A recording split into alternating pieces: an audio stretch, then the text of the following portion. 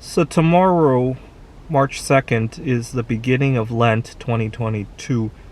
But I already got a head start this year. I want to abstain from masturbating for the duration of Lent and possibly beyond. Possibly the rest of my life if it goes well. And the reason I want to do that is mostly psychological. I had an experience a little over a month ago when I went stargazing. I wanted to see the moon passing Venus in front of the Beehive constellation. I live in Seattle, Washington, and Ellensburg has really good weather for viewing stuff like that. And so I had planned out 2 days to go to Ellensburg. Basically, one day the moon would be on one side of Venus, the next day it will have passed, and I wanted to get good photographs of both of those days. And I realized that I would have to come home straight to work. I didn't have time to go home, take a shower, and so I resisted the temptation to masturbate during that whole trip.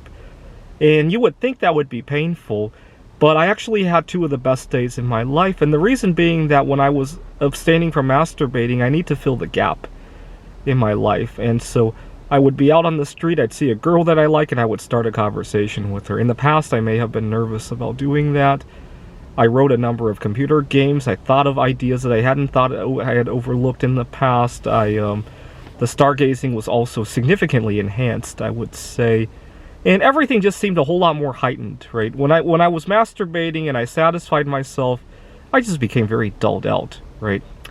So I came home, went to work, like I said, and I decided to continue to abstain from masturbating. And over the next week and a half, I got a lot more done at my job. I got a lot more done in my personal life. I recently got into a car accident, unfortunately. I got rear-ended, and the car didn't look so bad, but it was totaled.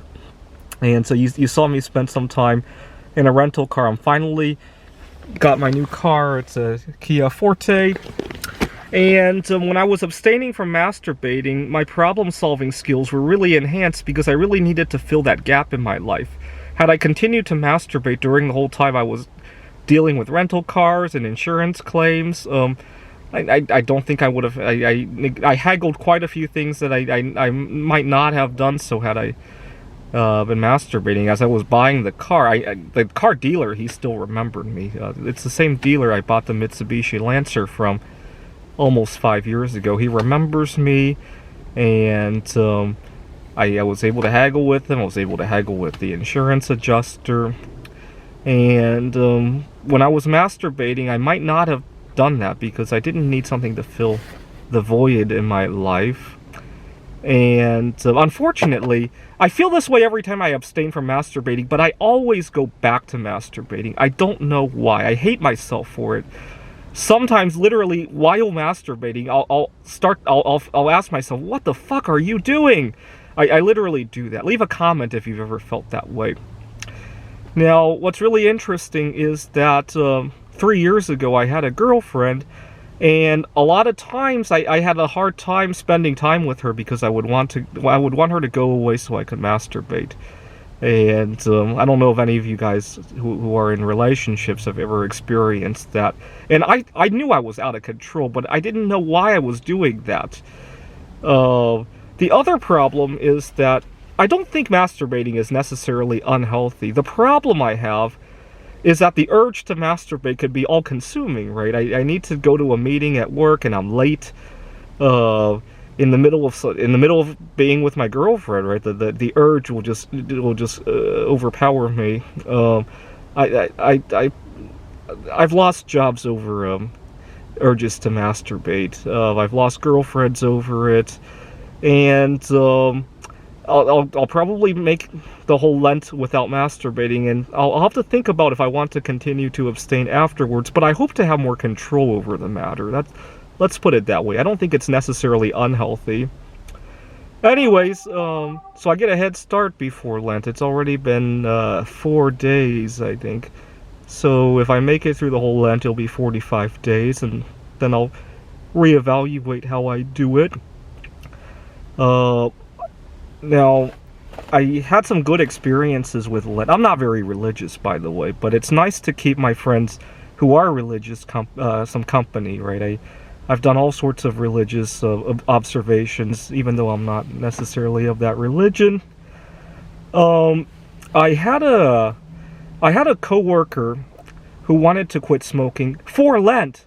Now, it gave me a little concern when he said it was only for Lent, because I didn't want him to just blindly just go back to smoking. I wanted him to reevaluate at the end of Lent if he really liked being a smoker or not. And I asked him what his motivation was, aside from his religion. He told me that his apartment had recently just banned smoking indoors, and he didn't want to go out because it was cold. This was February of 2020 we're talking. He didn't want to go out because it was cold. And it gave me even more concern, because by Easter Sunday, it's not going to be so cold anymore. And I left it at that, and I just mentally marked off that maybe toward the end of Lent, I should check up with him to see how he feels about it. So weeks go by, and he's still not smoking. And I check in with him early April, and I said, "How are you doing with not smoking?" He says, "Good, good, good. I kept my promise."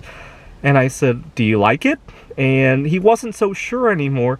And I said, because I remember the reason you didn't want to smoke was because it was cold outside. Are you missing the good weather now that you're not going out to smoke? I wanted to make sure he had other motivation. He said, no, I don't miss it at all. I don't want to go outside and risk catching the Chinese flu. This is April of 2020 we're talking about. I don't think he is so biased about the Chinese anymore. At the time, I had just started doing intermittent fasting, and for Lent, I wanted to go on at least a 16-hour fast every day. That was pretty hard for me at the time. Today, 16 hours is like nothing. Like, sometimes I look at the clock and it's already been 18 hours and I didn't even realize it, right? Especially when I'm busy, right? Actually, part of the reason I love fasting is because it forces me to fill the gap. Right, if I'm not mindlessly eating, it forces me to be busy with haggling with the car salesman and writing computer games. I really love it. I sometimes, when I tell people about fasting, sometimes my favorite logic, feel free to correct me if there's something better than this. What if the cure for cancer was in the mind of somebody who was too busy mindlessly eating to write it down, right? Wouldn't that be sad? And I actually believe that may have happened once or twice. You think about how many Americans mindlessly eat, even people with advanced degrees, right? I work with a bunch of people who have PhDs and medical degrees, and they mindlessly eat too, right? Can you imagine if the cure for cancer, if the idea of how to find chemical element 119, if the cure for COVID-19, if the solution to one of the computer games, if it just happened to wander into one of their minds, but they were too busy mindlessly eating, right? I believe that has happened, because so many people mindlessly eat. That's the thing, right? What if some guy was so busy masturbating that the cure for cancer flew right through his head and he didn't get a chance to work on it, right? That would be sad, in my opinion. All right, happy Lent.